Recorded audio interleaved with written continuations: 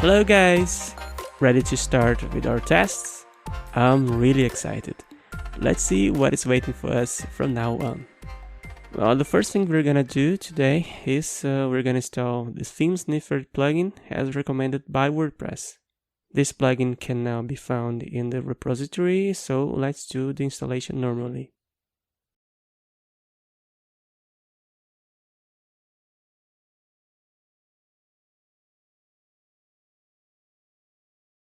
There you go.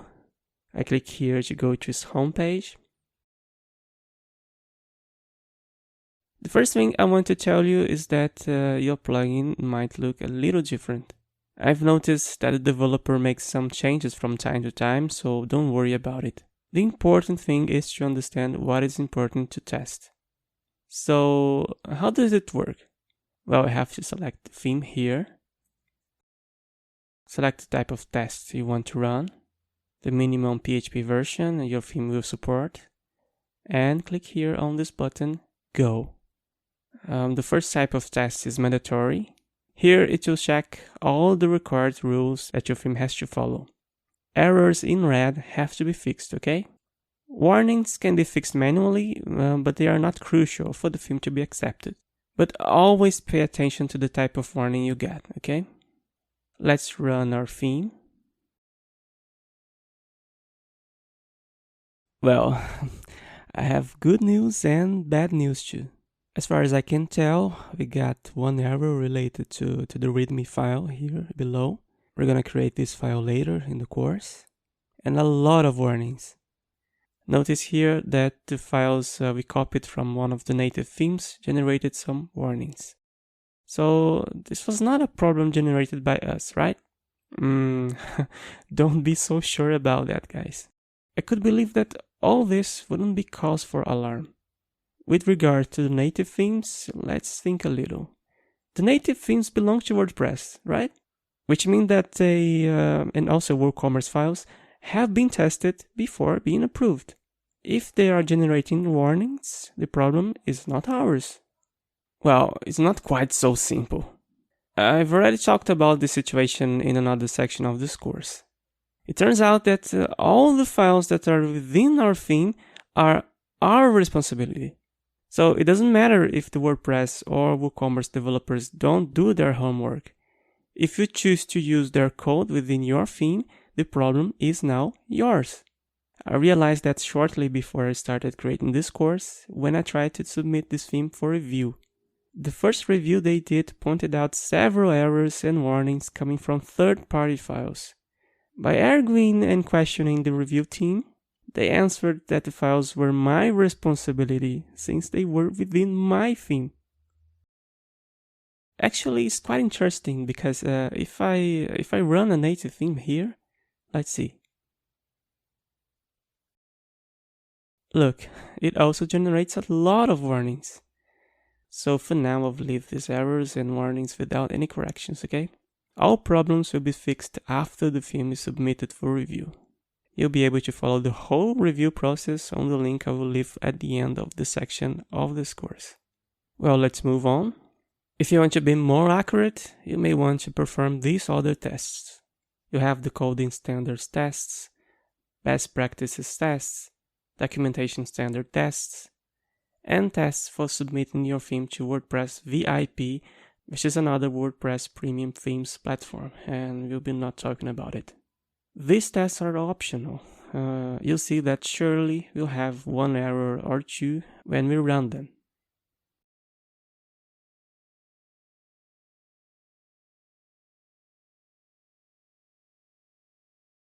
See?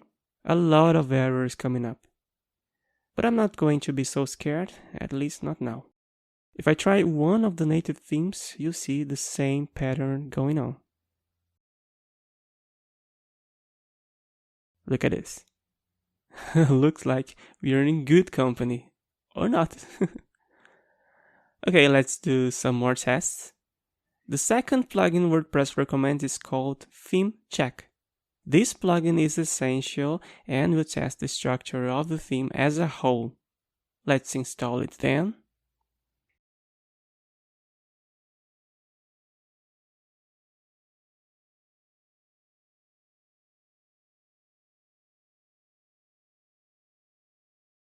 It works pretty much the same way here. I choose the theme here and click this button. For example, let's choose 2019. See? The theme has passed all the tests. Let's see what happens to ours.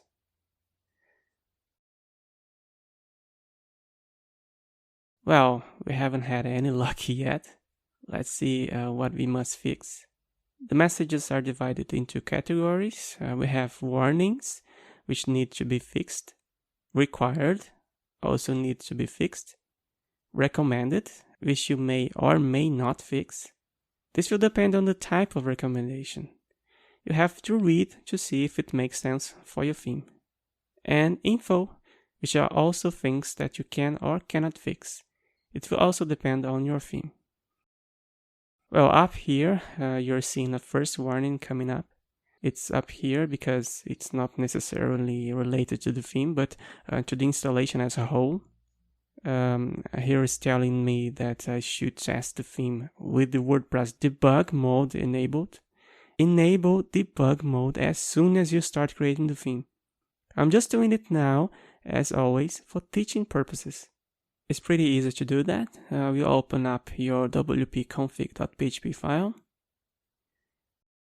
And here at the end of the file, where you have this constant wp_debug, you set the value to true. That's it, the error is gone. Now we can open the theme in the front end and see if any error messages will show up. The goal is that you have this enabled from the beginning to correct any problems as soon as they arise. In the case of our theme, I know from tests I made beforehand that there's nothing wrong with it. Now we still have several errors that we will be forced to correct. A part of them I left here on purpose. They will not affect very much those who are not following this section of the course, but I had to leave it for the end because it will make more sense to explain everything at once. The first error I get here is related to the text domain. It is saying that text domain is missing from your style.css header. And I believe I know the reason. Let's open up our style.css file.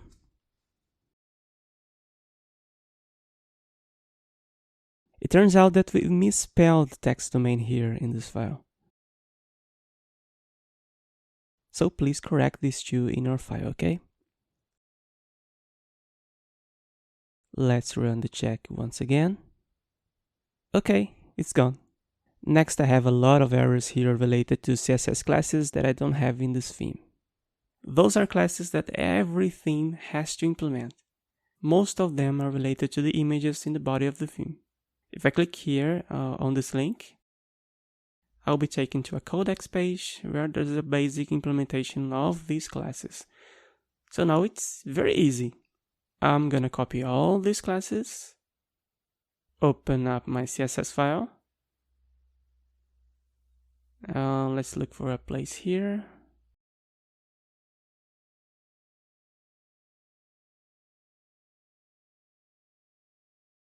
And paste them into my CSS file here at this point. And later, I will have to match the CSS to my content. It may be that not everything makes sense in my theme, so later I'll have to review this code, okay? But for now, it helps me a lot if I just copy and paste everything. Well, I still have this class that is missing. What can I do to solve this? I'm gonna just use a code snippet that I have prepared ahead of time for this lesson, and I'm just gonna paste it right below this previous code that I copied. This is very simple CSS, and we can have access to it when you download the material for this class, okay? Let's repeat the test. Well, this little problem here is only for macOS users. I can run a very simple command here on the terminal and delete these hidden files. Or I can do something pretty much simple, that is copy the theme folder and then open that folder on a computer with another operating system, Windows or Linux for example. There in the other operating system, I can see these hidden files and just delete them easily. That's what I'm gonna do before I send the theme for review. And now, this problem here is quite easy to solve. Just copy this snippet here and paste it here in functions.php.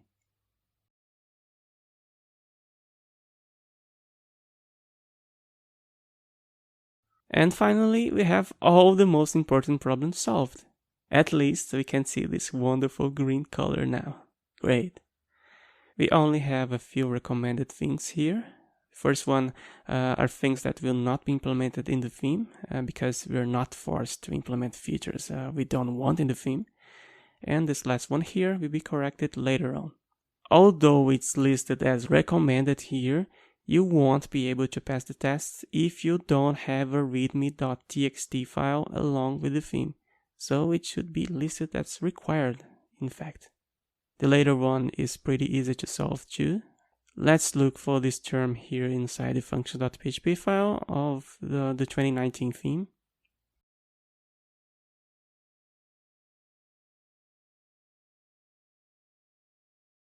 And we're going to copy this piece of code here inside the function that enqueues our files.